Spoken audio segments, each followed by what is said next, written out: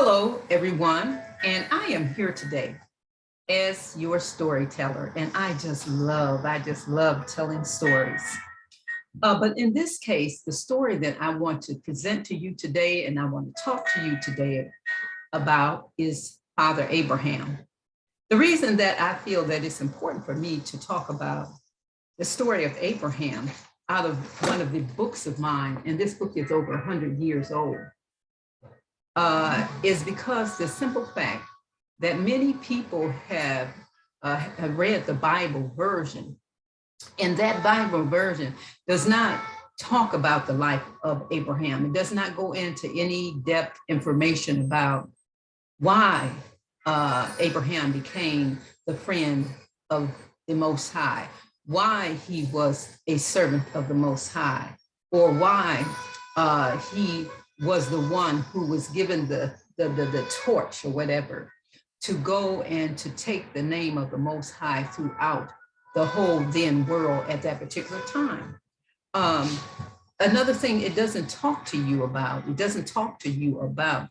the fact that Abraham was prophesied in his day by his ancestors, and they were told that he would be coming in the fourth generation of time.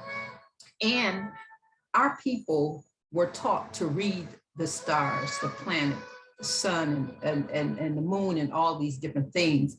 They meant something because our Creator is a mathematician, and how he deals with time and all this types of things and eternity is through mathematics. So the stars and the planets help us to be able to look for things that were prophesied in the future to come. And all people and all the sages and all of the occultists, the witches and the warlocks or whatever, they looked to the stars, but they hid the stars these days from the children of the Most High. They covered the clouds and everything, and they stole and took away the information about astrology, the study of sun, moon, and stars, so that you can be able to read the prophecies and know the time and the seasons and the days and the years when certain things in the world are to come to pass.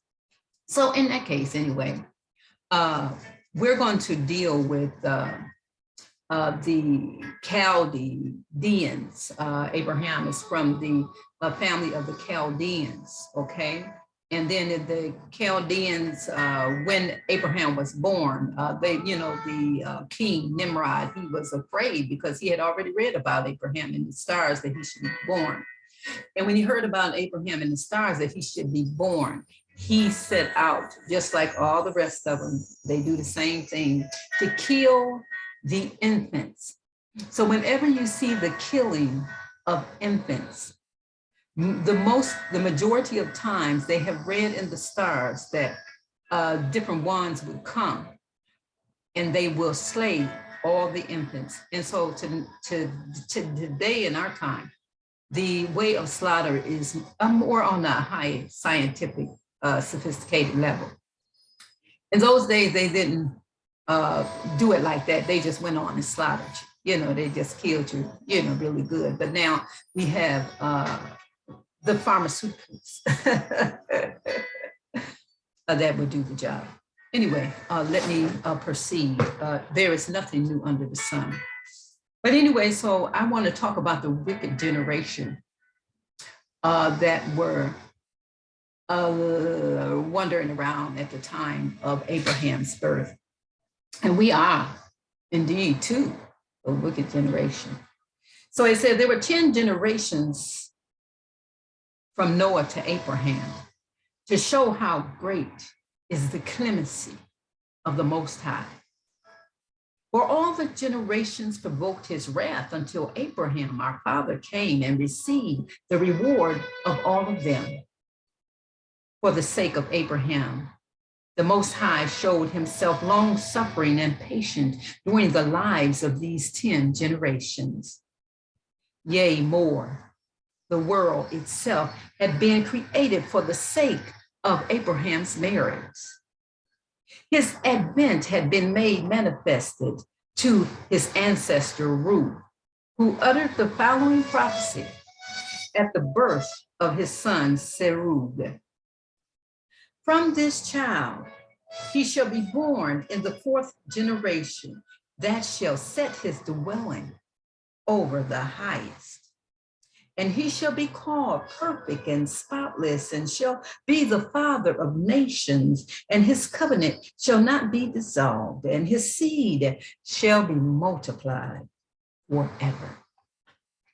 So don't believe the hype that the multitudes are diminishing, like the soothsayers and the mediums are telling you as they're casting and broadcasting into the east and the north and the south and the west. So anyway, as we shall go on and see, it says, it was indeed high time that the friend of the Most High should make his appearance upon earth. And the descendants of Noah were sinking from depravity to lower and lower depths of depravity. Isn't it like us? Look how low we're sinking. Oh, and all of the madness that we're getting into nowadays.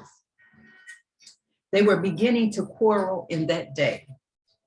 And they were beginning to slay and to eat blood as they are right now. They're eating blood right now. They're killing all kind of folk, men, women, and children, and drinking and eating their blood. And this was forbidden because the life of the body is in the blood, okay? The blueprint of the DNA, the genetics is in the blood, okay?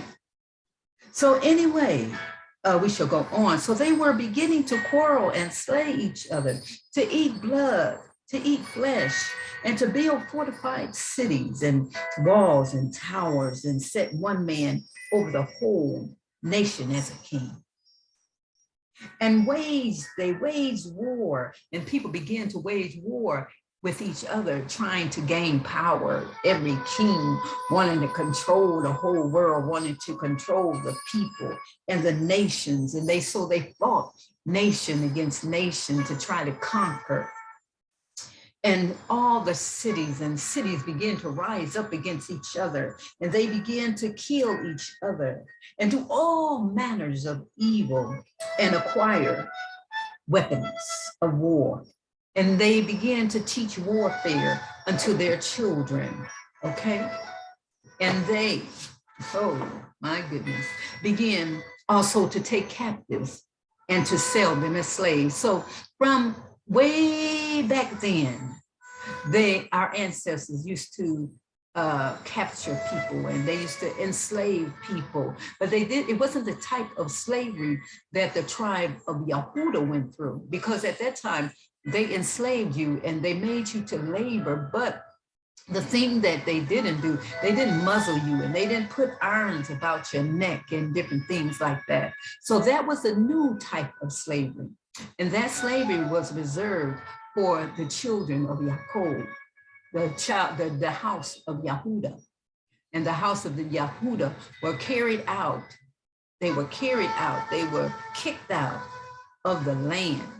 And yes, there were many of the other tribes that ran out of the area, and they went down into Africa, what is called Africa today. But then there were 10 tribes.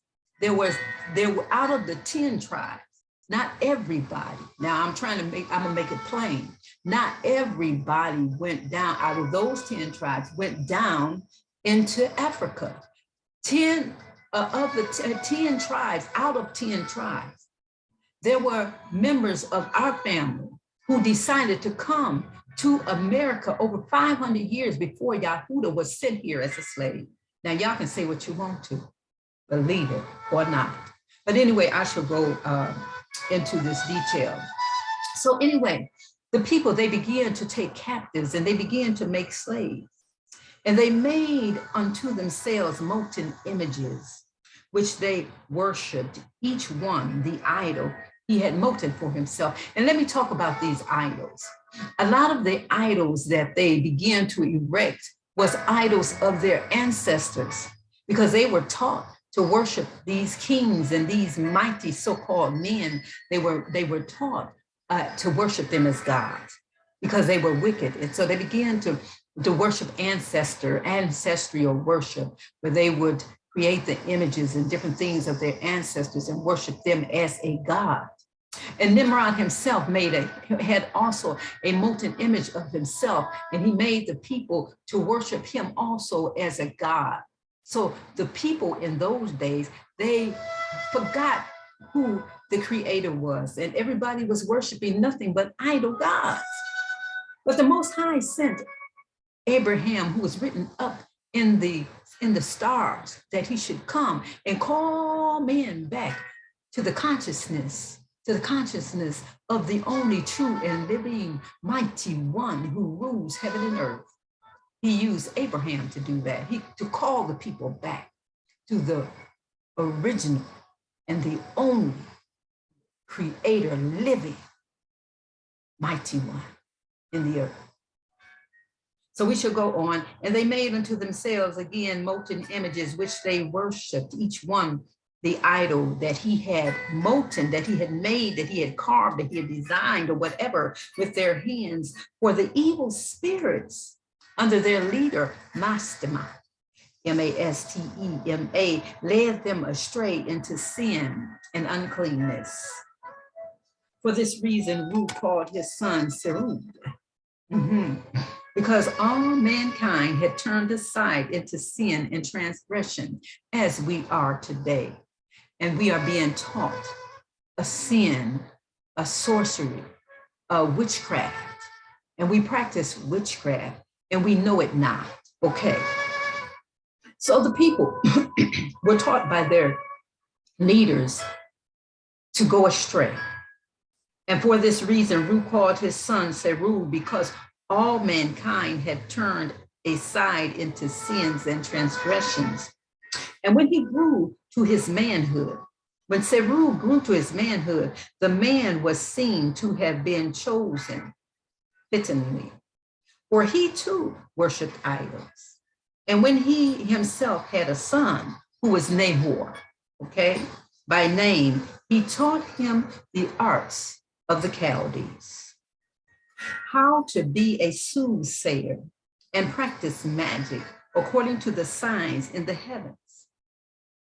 Now, when in time a son was born to Nahor, Mastema sent ravens and other birds to despoil the earth and rob men of the proceeds of their work.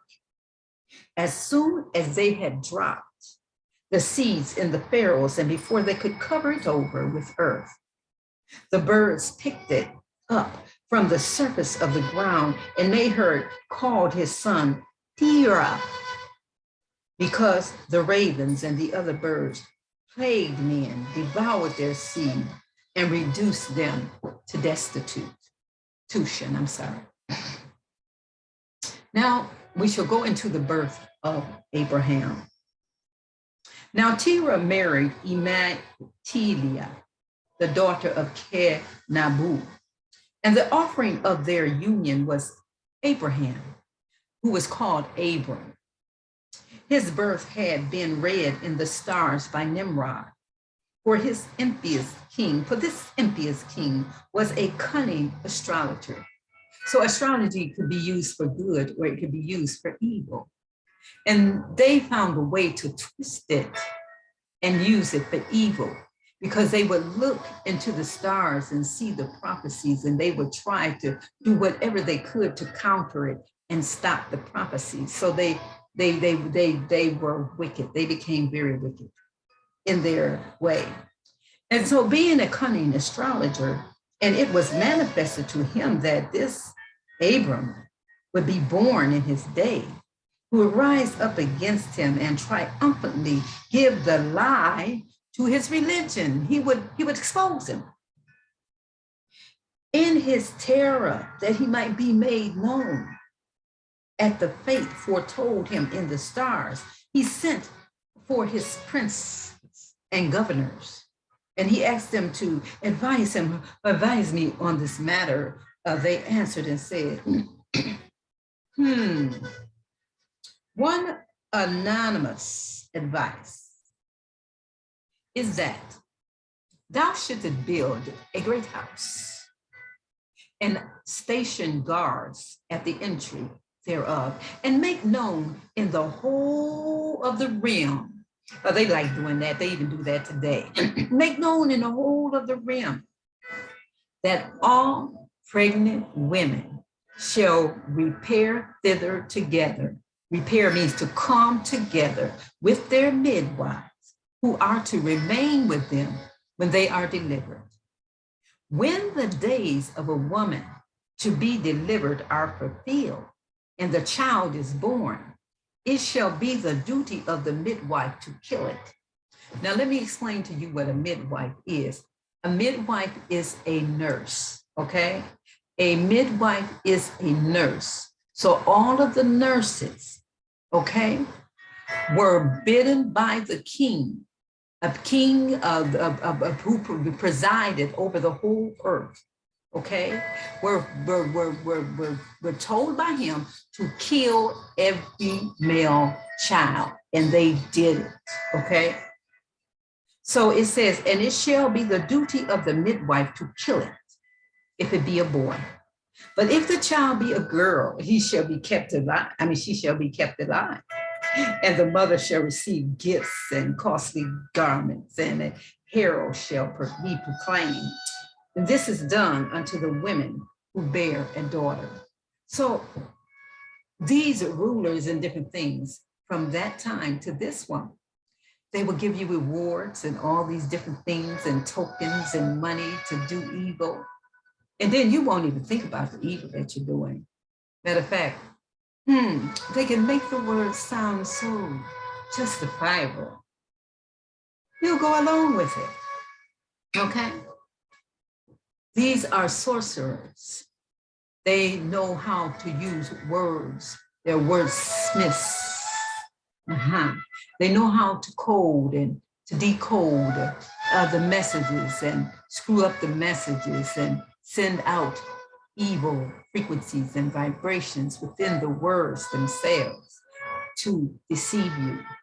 So let me go ahead on. So the king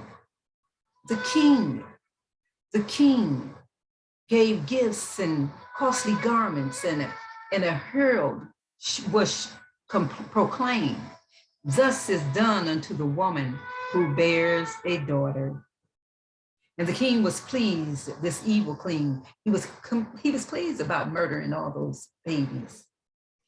The king was pleased with this counsel, and he had a proclamation published throughout his whole kingdom, summoning all the architects to build a great home for him, 60 ells high and 80 wide. After it was completed, he issued a second proclamation, summoning all pregnant women thither, and there they will remain until their confinement. Okay?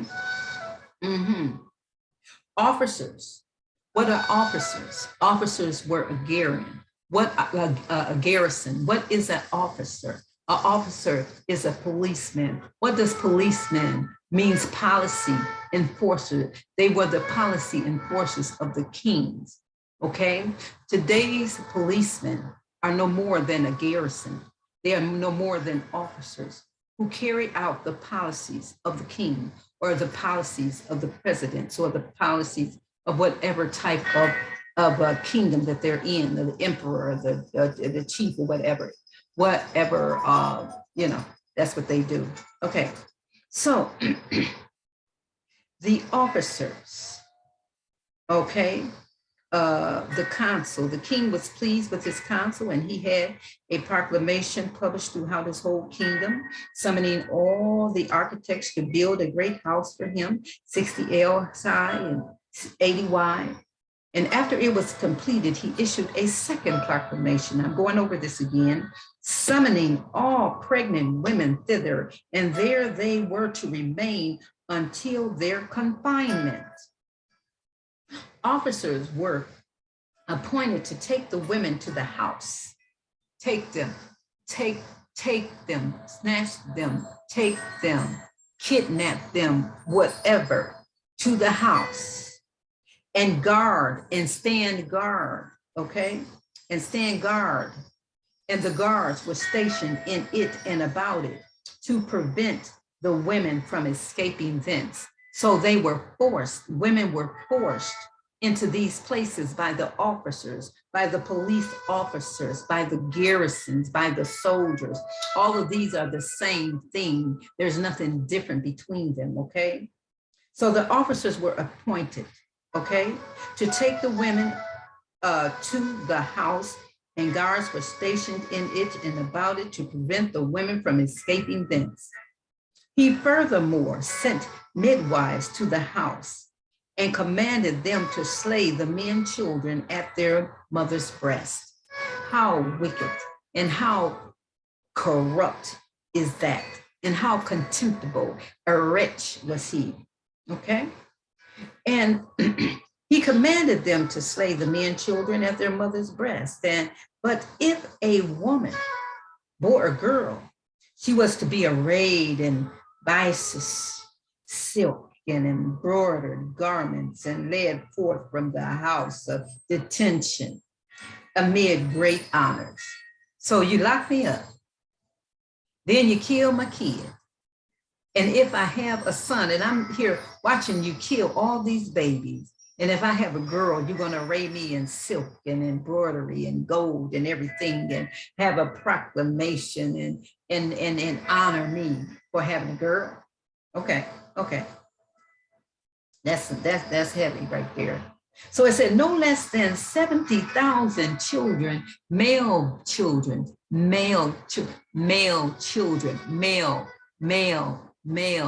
Negroid children, okay? Dark, brown, red, beautiful children, okay, were slaughtered thus. It said, then the angel appeared before the Most High. The angels was disturbed. The angels, it hurt them to see that. They were disturbed. So they went and they spake to the Most High, and they spoke and said, see you not what he do? This sinner, this blasphemer, Nimrod, son of Canaan, who slays so many innocent babies that have done no harm. The angels are saying that today. I'm saying that today. But I know what the Most High has, so I do. So they went to the Most High about it. And the Most High answered them and said, you holy angels, you holy Malachim, I know it, and I see it. For I neither slumber nor sleep. I behold and I know the secret things and the things that are revealed, and you shall witness what I shall do unto this sinner and this blasphemer. For I will turn my hand against him to chasten him. And it was about this time that Terah espoused the mother of Abraham, and she was with child. When her body grew large at the end of 3 months of pregnancy, and her countenance became pale, Terah said unto her, what ails thee, my wife, that thy countenance is so pale and thy body so swollen?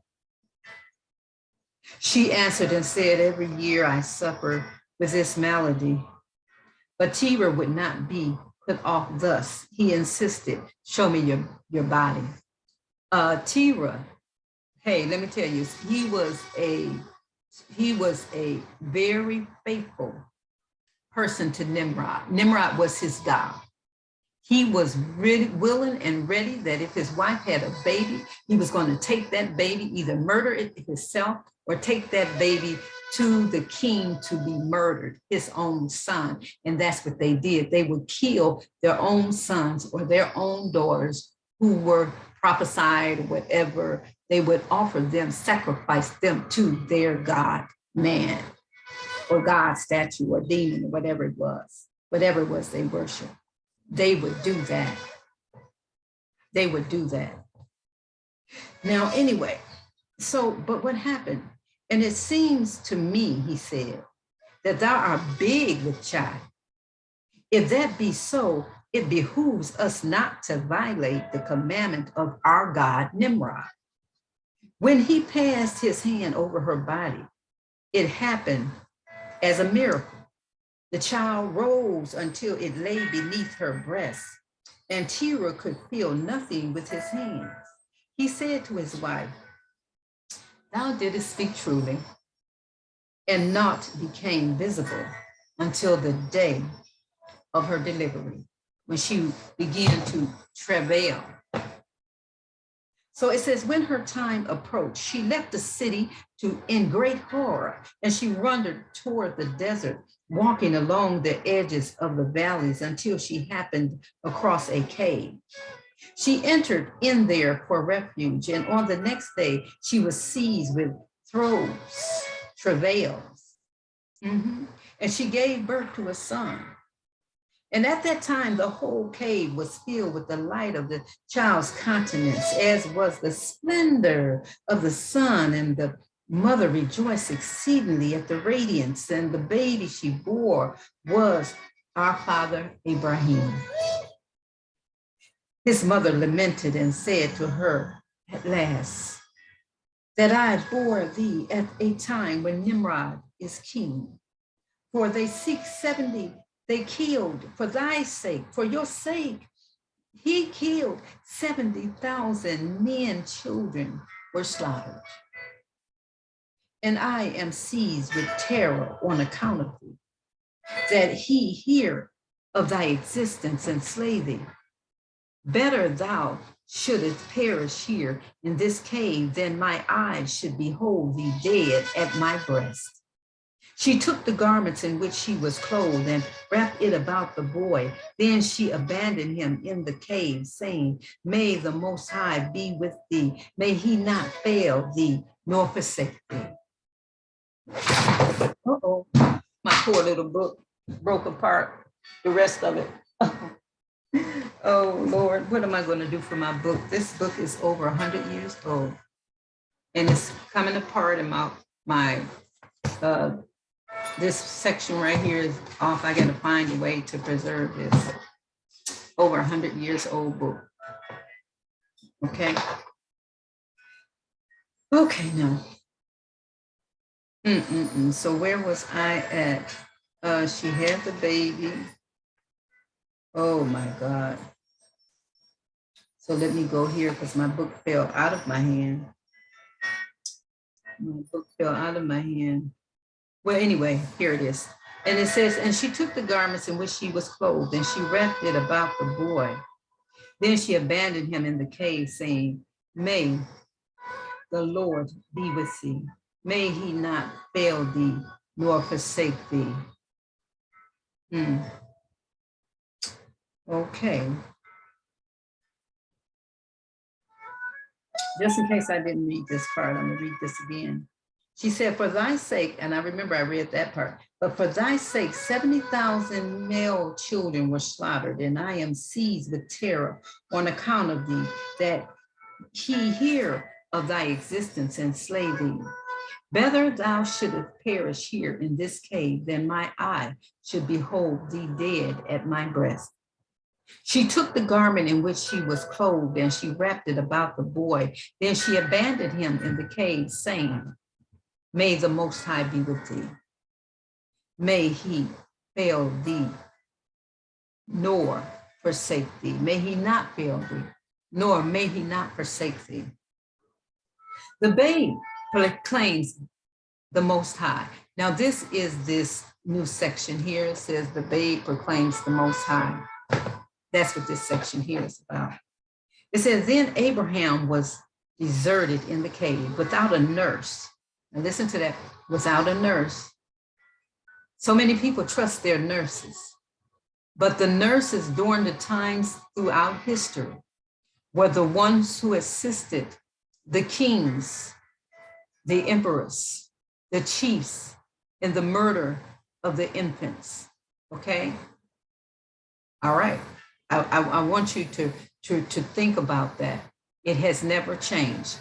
From the beginning of time that men became wicked, the women were beckoned, they were asked, they were commanded to kill the infants. So anyway, and Abraham was deserted in a cave without a nurse, and he began to wail. And God sent Gabriel down to give him milk to drink. And the angel made it to flow from his little finger of the baby's right hand. And he sucked at it until he was 10 days old. Then he arose and he walked about, and he left the cave and went along the edge of the valley.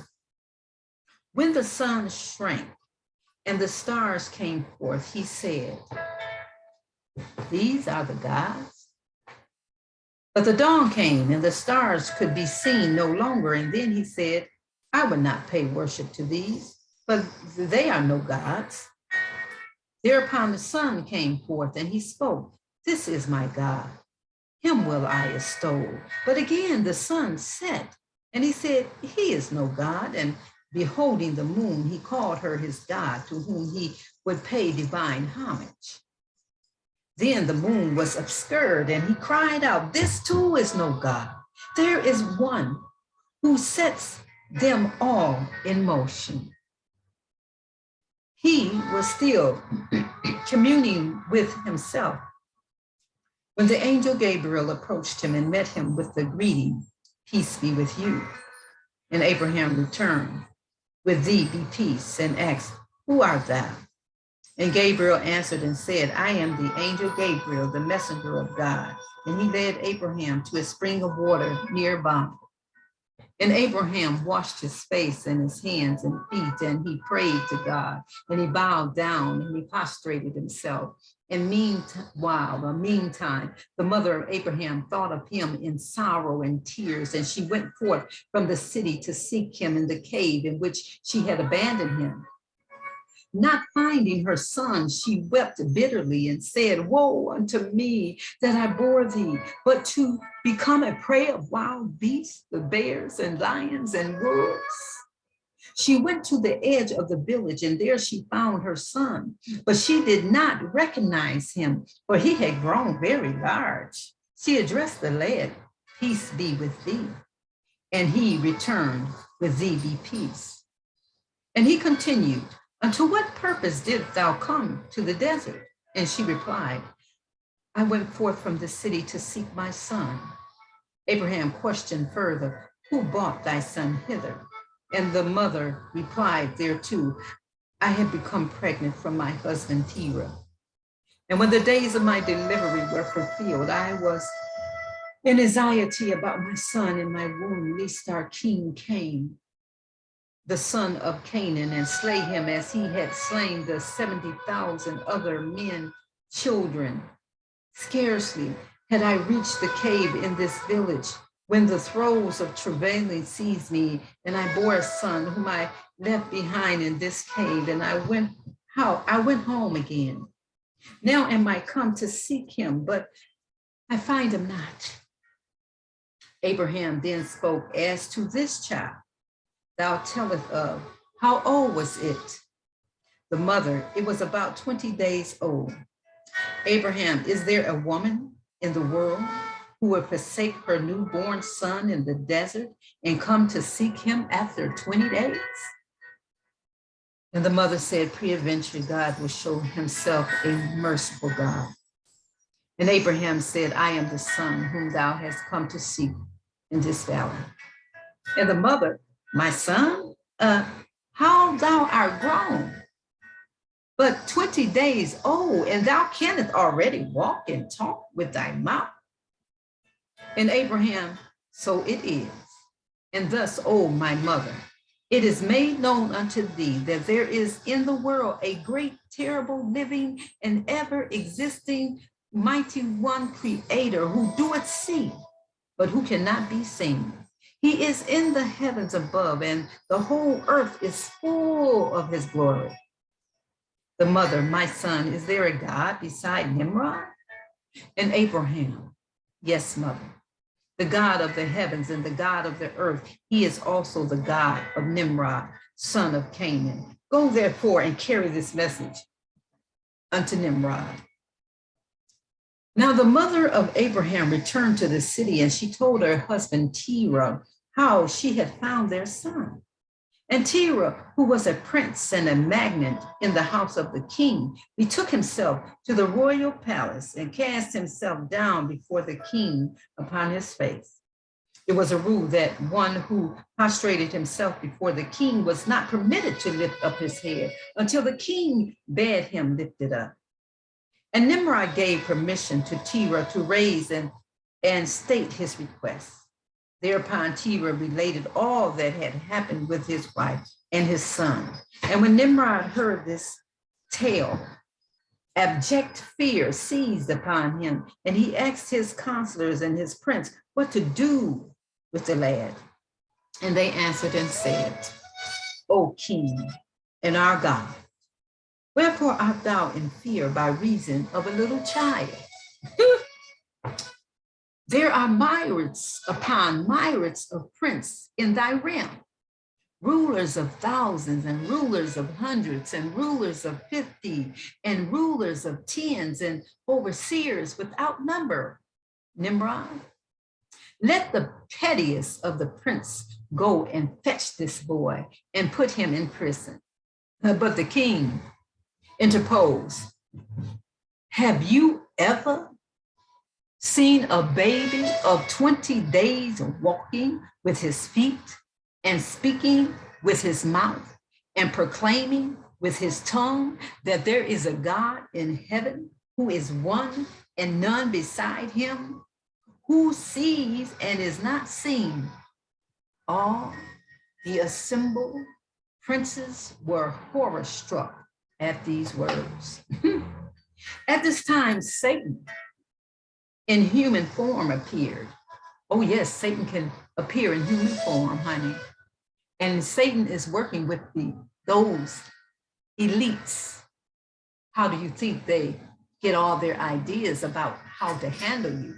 Okay.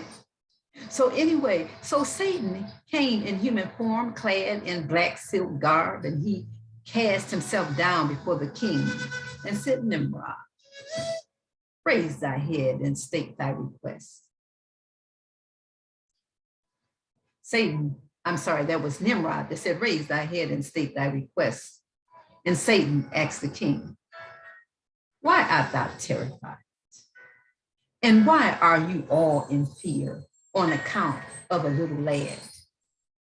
I will counsel thee what thou shalt do. Open thy arsenal and give weapons unto all the prince, the chief and the governors, and unto all the warriors, and send them to fetch him unto thy servant and to be under thy dominion. This advice given by Satan, the king accepted and followed. He sent a great army, a whole army for a little lad, host to bring Abraham to him. And when the boy saw the army approach him, he was sore afraid, and amid tears, he implored God for help. In answer to his prayer, God sent the angel Gabriel to him, and he said, be not afraid and disquieted, for God is with you. He said, be not afraid. He will, the Most High will rescue thee out of the hands of all thine adversaries. The Most High commanded Gabriel to put thick, dark clouds between Abraham and his assailants. Dismayed by the heavy clouds, they fled, returning to Nimrod, their king. And they said to him, let us depart and leave this realm. Let us leave the Chaldees. And the king gave money unto all his princes and his servants. And together with the king, they departed on their journey to Babylon. Abraham's first appearance in public. Now Abraham, at the command of the Most High, was ordered by the angel Gabriel to follow Nimrod to Babylon. You're gonna go run away to Babylon. Scary cat. It said Abraham objected that he was in no wise equipped to undertake a campaign against the king, but Gabriel calmed him with the words. He said, you do not need any provisions for the way, no horses to ride upon, no warriors to carry on war with Nimrod, no chariots, no riders. Do thou but sit thyself upon my shoulder, and I shall bear thee to Babylon. Abraham did as he was bidden, and in the twinkling of an eye, he found himself before the gates of the city of Babylon. At the behest of the angel, he entered the city, and he called unto the dwellers therein with a loud voice. He said, the eternal, he is the only one, only God, and there is none beside. He is the God of the heavens and the God of the gods and the God of Nimrod. Acknowledge this as the truth, all ye men, women, and children. Acknowledge also that I, Abraham, his servant, and trusted steward of his house. Abraham met his parents in Babylon, and also he saw the angel Gabriel, who bade him proclaim the true faith to his father and his mother. Therefore, Abraham spake to them and said, you serve a man of your own kind, and you pay worship to an image of Nimrod. Know you not that it has a mouth, but it cannot speak? It has an eye, but it cannot see. It has an ear, but it cannot hear. But it hears not, nor does it walk upon its feet, and there is no profit in it, neither unto itself or unto others.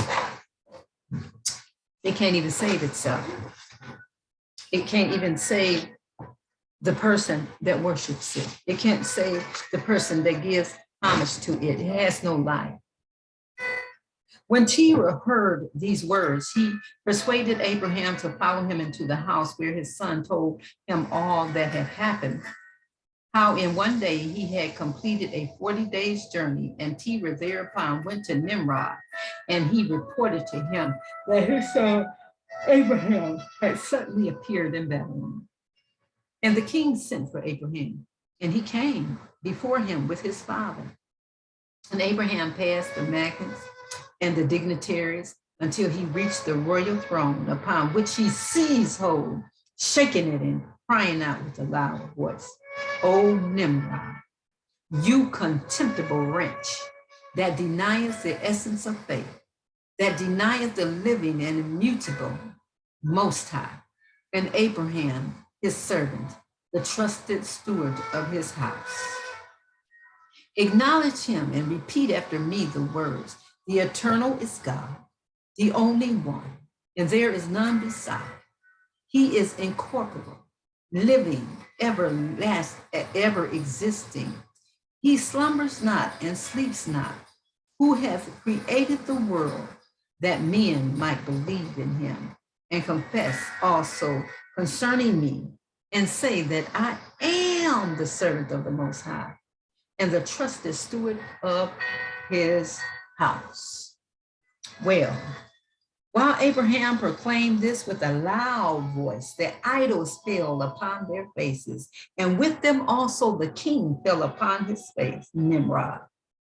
For a space of 2 hours and a half, the king lay lifeless, and when his soul returned unto him, he spoke and said, is it thy voice, O Abraham, or the voice of thy God? And Abraham answered and said, this voice is the voice of the least of all creatures called from existence by God. Thereupon Nimrod said, verily, the God of Abraham is the great and powerful God, the King of all kings. And he commanded Terah to take his son and remove him and return again unto his own city. And the father and the son did as the king had commanded. Now I'm in the next section, and the next section talks about the preacher, how he became a missionary for the Most High, carrying the news, the good news of the true faith, because at that particular time they were following all kinds of demons and devils, and had all kind of rituals and different types of things that they did and sacrifices that they made to their gods and to the angels and to devils. So it says, when Abraham attained the age of 20 years, his father Terah fell ill. Okay. And he spoke as follows to his son Haran and Abraham. I adjure you, I adjure you by your lives, my sons, sell these two idols for me, for I have not enough money to meet our expenses. And Haran executed the wish of his father. But if anyone accosted Abraham to buy an idol from him and asked him the price, he would answer 3 minas, and then question in turn, how old are you? 30 years, they would reply. Thou art 30 years of age, and yet thou wouldest worship this idol which I made but today. The man would depart and go his way.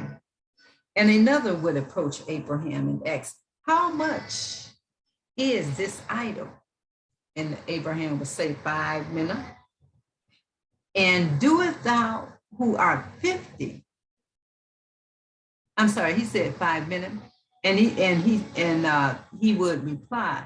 And again, Abraham would put the question, how old art thou? And the man said 50 years. And he said, and doest thou who art 50 years of age, bow down before the idol which was made but today.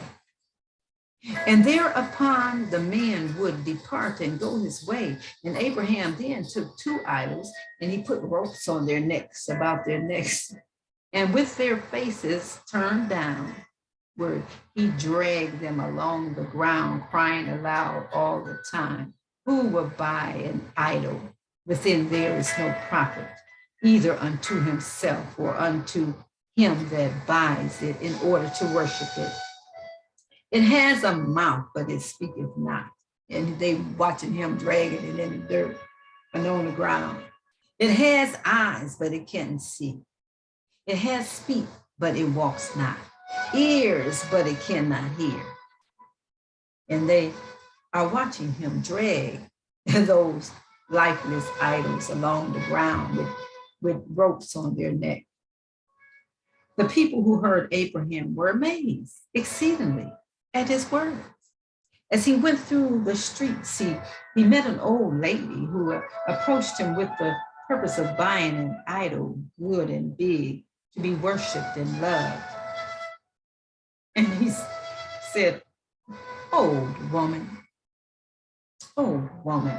said Abraham, I know no profit therein, either in the big ones or in the little ones, either unto themselves or unto others. And he continued to speak to her.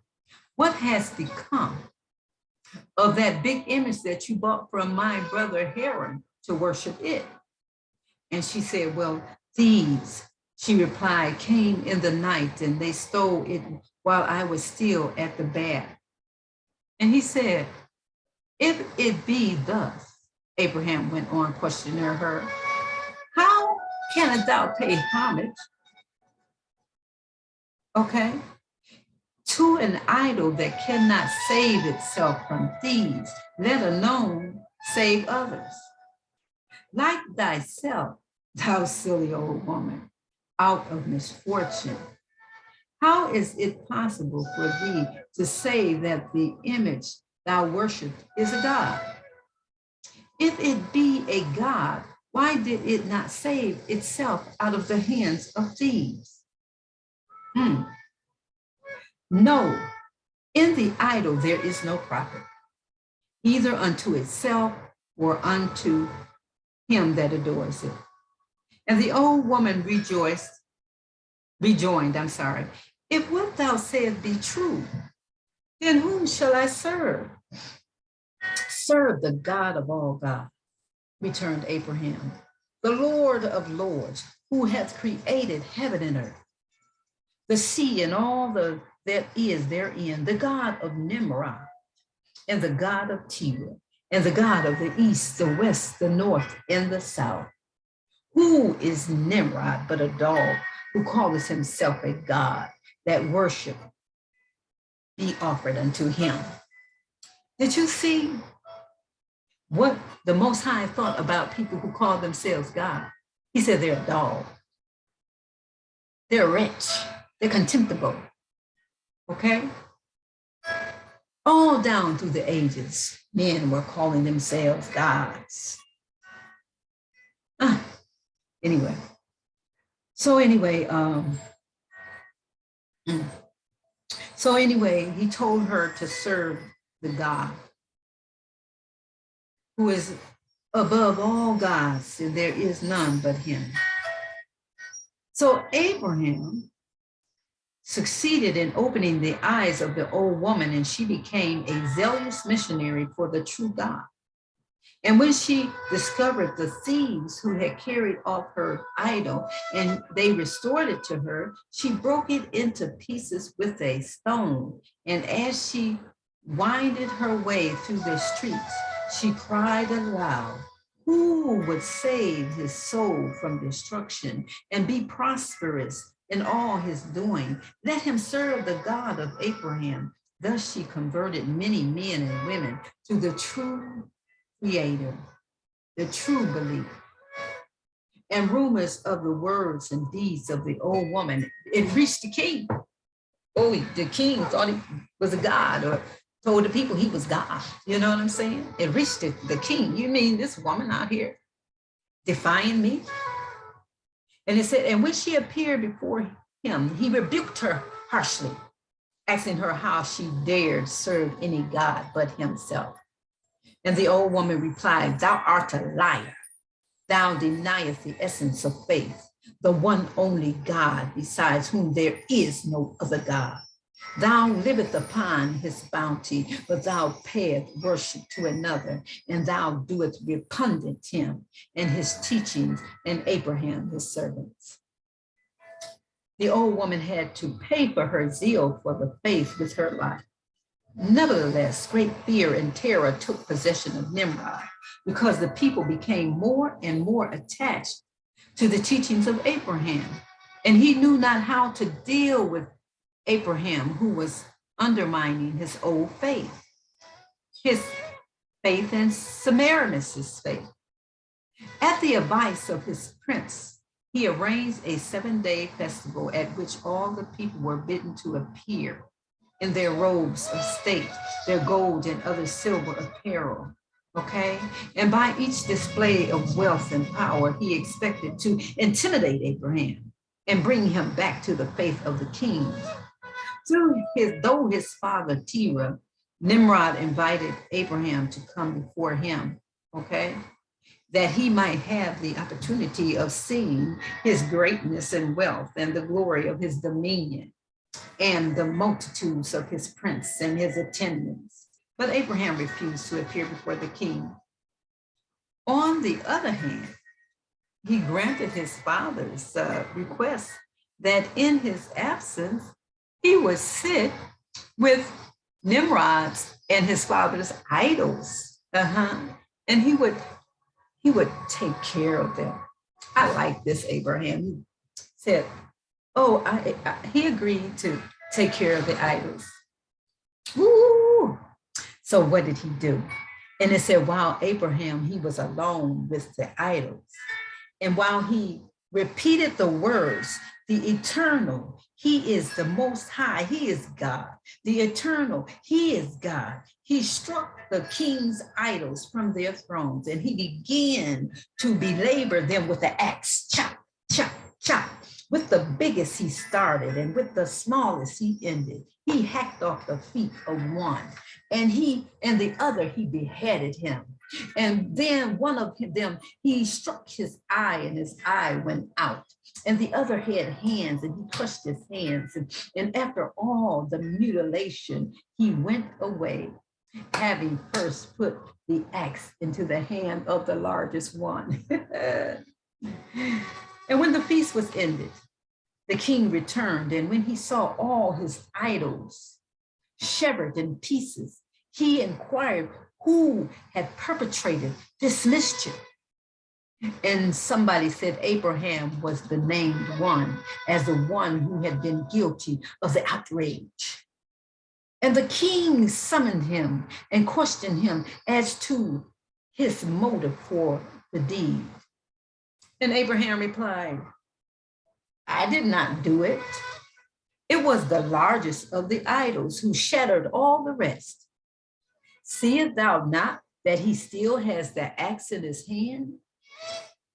And if thou would not believe me, go and ask him, and he would tell you.